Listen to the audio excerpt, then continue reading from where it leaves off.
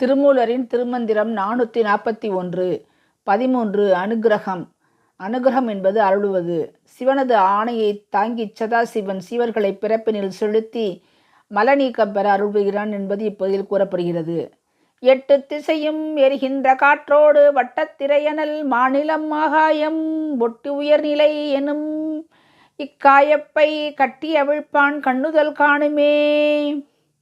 இந்த 8 திசையும் வீசுகின்ற எரிகின்ற காற்றோடு என்றால் வீசுகின்ற காற்றோடு அந்த வட்டத்திரையனல் வட்டமாக சூழ்ந்துள்ள கடல், நெருப்பு, பூமி, ஆகாயம் ஆகிய ஐம்பூதங்களையும் அனல், மாநிலம், ஆகாயம் ஒட்டி இவற்றை ஒட்டி ஒன்று சேர்த்து உயிர் தாங்கும் இடமாகிய உடம்போடு உயிர்நிலை என்னும் இக்காயப்பை என்றால் உடம்போடு சேர்த்தும் பிரித்தும் வைப்பான் கட்டி அவிழ்ப்பான் கண்ணுதல் காணுமே.